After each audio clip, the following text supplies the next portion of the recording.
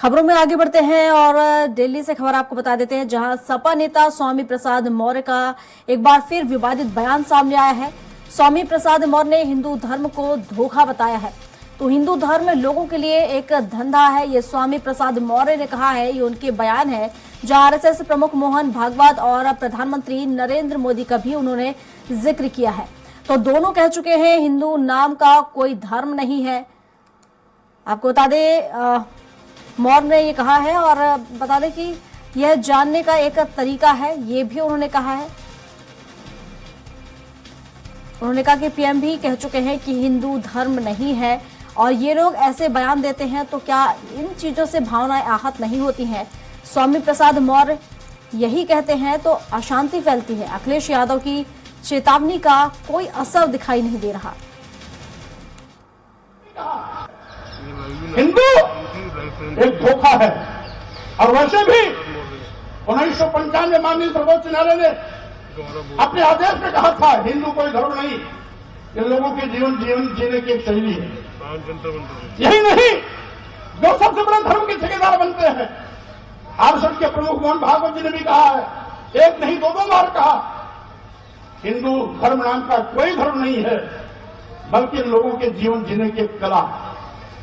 देश के माननीय प्रधानमंत्री जी ने भी कहा, माननीय मोदी ने भी कहा, हिंदू धर्म नहीं है।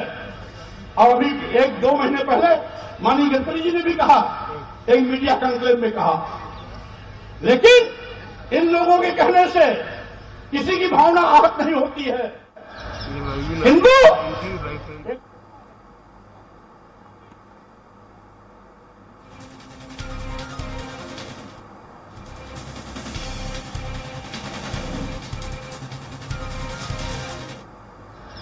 हिंदू एक धोखा है और वैसे भी 1995 माननीय सर्वोच्च न्यायालय ने अपने आदेश में कहा था हिंदू कोई धर्म नहीं, ये लोगों के जीवन जीने की एक शैली है। यही नहीं, जो सबसे बड़े धर्म के ठेकेदार बनते हैं, आरएसएस के प्रमुख मोहन भागवत जी ने भी कहा है, एक नहीं दो बार कहा, हिंदू धर्म नाम का कोई धर्म नहीं है, बल्कि लोगों के जीवन जीने की एक कला। देश के माननीय प्रधानमंत्री जी ने भी कहा, माननीय मोदी ने भी कहा, हिंदू धर्म नहीं है। और अभी 1-2 महीने पहले माननीय गडकरी जी ने भी कहा, एक मीडिया कॉन्क्लेव में कहा।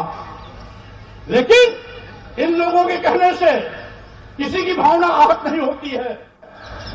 हिंदू एक धोखा है और वैसे भी 1995 माननीय सर्वोच्च न्यायालय ने अपने आदेश में कहा था हिंदू कोई धर्म नहीं, ये लोगों के जीवन जीने की एक शैली है। यही नहीं, जो सब। और इस पर विस्तार से जानकारी के साथ घनश्याम निशांत चौरसिया हमारे सहयोगी जुड़ चुके हैं लखनऊ से। घनश्याम, जिस तरीके से सपा नेता स्वामी प्रसाद मौर्य बयान दे रहे हैं, कहीं ना कहीं एक बार फिर उनके बोल बिगड़े हैं और उन्होंने हिंदू धर्म को एक धोखा बताया है। बिल्कुल निश्चित तौर पे ये पहली बार नहीं है, इसके पहले कई बार वो इस तरीके से बयान देते रहे हैं। वो राजधानी लखनऊ से अब बयान देते देते वो बढ़ करके अब दिल्ली में भी जाकर के कार्यक्रमों में बयान देने लगे हैं। ये कल का वीडियो है जो आज पूरी तरीके से सोशल मीडिया और न्यूज चैनलों में पूरी तरीके से वायरल हो गया। उसमें साफ तौर पे कह रहे हैं कि हिंदू एक धोखा है और तमाम ऐसे लोगों के लिए धंधा है जो इस पे राजनीति करते हैं। एक राजनीतिक व्यक्ति के द्वारा लगातार किसी धर्म के बारे में इस तरीके से बोलना उस पार्टी के लिए कितना हानिकारक हो सकता है, उसका अंदाजा इस बात से लगाया जा सकता है कि परसों ही अभी अखिलेश यादव के नेतृत्व में महाब्राह्मण महासभा का एक सम्मेलन हुआ पार्टी कार्यालय पे, और उस कार्यालय पे जब ये पार्टी का कार्यक्रम चल रहा था तो महाब्राह्मण से संबंधित तमाम नेता वहां पे मौजूद थे।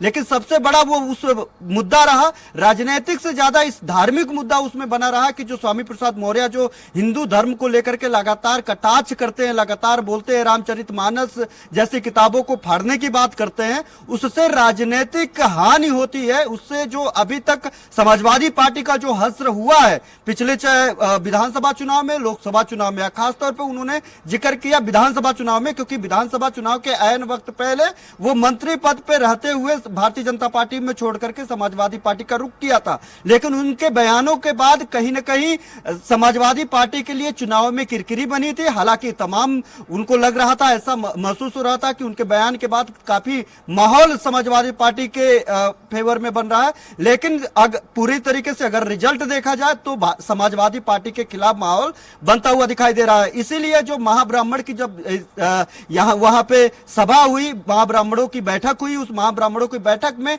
जितने भी वहां पे महाब्राह्मण के नेता जुटे थे, सबसे पहले इस बात को लेकर के उन्होंने नाराजगी जताई कि लगातार जो स्वामी प्रसाद मौर्य बयानबाजी कर रहे हैं और एक बड़े पोस्ट पे रह करके इस तरीके से समाजवादी पार्टी के नेता के तौर लेकिन घनश्याम, यहाँ पर अगर हम देखें स्वामी प्रसाद मौर्य जिक्र यहाँ प्रधानमंत्री नरेंद्र मोदी का भी कर रहे हैं। उनका कहना है कि प्रधानमंत्री नरेंद्र मोदी ने भी अभी 1-2 महीने पहले ही इस तरह का बयान दिया था। उन्होंने भी कहा था हिंदू नाम का कोई धर्म नहीं है। अगर बीजेपी की तरफ से बोला जाता है तो ये इस तरह इसमें कोई बयानबाजी नहीं होती है, लेकिन वही बयान अगर इनकी तरफ से दिया जाता है तो उसमें बयानबाजी होती है। उनका ये भी कहना है। देखिए, ये टारगेट है, इस बात को बहुत बारीकी से समझने वाली बात है प्रियंका जी कि क्या जब प्रधानमंत्री नरेंद्र मोदी जब बोलते हैं कि हिंदू एक जीवन शैली है, जब नितिन गडकरी का जिक्र किया, जब वो बोलते हैं कि हिंदू कोई धर्म नहीं जीवन शैली है, चाहे आरएसएस प्रमुख मोहन भागवत बोलते हैं, तो क्या कहते हैं कि सनातन धर्म नहीं है?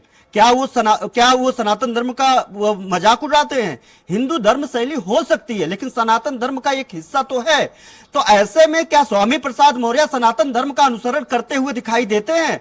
क्योंकि देखिए, एक बात समझिए, इस बात को बहुत बारीकी से समझने वाली बात होती है कि अगर हिंदू धर्म जीवन शैली है तो एक सनातन धर्म का, एक सनातन धर्म के लिए जो सनातन धर्म को मानते हैं, सनातन धर्म के अनुयायी है, जो सनातन धर्म को अनुसरण करते हैं, वो लोग हिंदू जीवन शैली का अनुसरण करते हैं। अगर हिंदू जीवन शैली जो है, अगर वो सनातन धर्म नहीं है तो क्या ये प्रधानमंत्री नरेंद्र मोदी ने ऐसा बोला?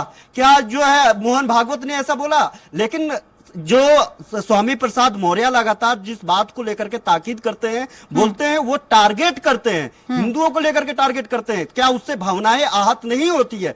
सबसे बड़ी बात है कि अगर किसी की बात को कोट करके अगर वो बयानबाजी करनी है तो नरेंद्र मोदी दिन भर जाकर के वो पूजा पाठ करते हुए दिखाई देते हैं प्रधानमंत्री के तौर पे। स्वामी प्रसाद मौर्य कितने जगहों पे जाकर के पूजा पाठ करते हुए दिखाई दिए हैं। आरएसएस प्रमुख मोहन भागवत तमाम जगहों पे धार्मिक कार्यक्रमों में हिस्सा लेते हैं। स्वामी प्रसाद मौर्य कितने धार्मिक कार्यक्रमों में हिस्सा लेते हैं। देखिए, इसमें एक बात को टारगेट करके पूरे सनातन धर्म को टारगेट करना इनका एक आचरण बन चुका है। और लगातार जो रामचरितमानस है, ये महज एक राजनीतिक दिखावा है जिसमें कुछ लोगों को खुश करने के लिए, कुछ लोगों का वोट पाने के लिए इस तरीके से लगातार कार्यक्रम कर रहे हैं और लगातार इस तरीके से एजेंडा चला रहे हैं, जिसका खामियाजा आगामी जो चुनाव है उसमें भी इन लोगों को देखने के लिए मिलेगा। और जो पिछला चुनाव हुआ है उसमें भी देखने के लिए मिला है। और खुद इनके जो नेता हैं, आखिरकार क्या जरूरत पड़ी तो ऐसे में पीडीए का नारा देते देते महाब्राह्मणों की महाजनसभा करने के लिए, और उस ब्राह्मणों की महाजनसभा जब ये लोग कर रहे थे, पार्टी कार्यालय में जब बैठक कर रहे थे, सबसे पहले मुद्दा इन्हीं रामचरितमानस को लेकर के जिस तरीके से इन्होंने अपमानित किया, उसको फाड़ने की बात कही, उसको जलाने की बात कही, और इस तरीके से हिंदुओं के सेंटिमेंट को लेकर के जो बात कही, उन बातों को लेकर के ही मुद्दा क्यों बना? क्योंकि उनको पता,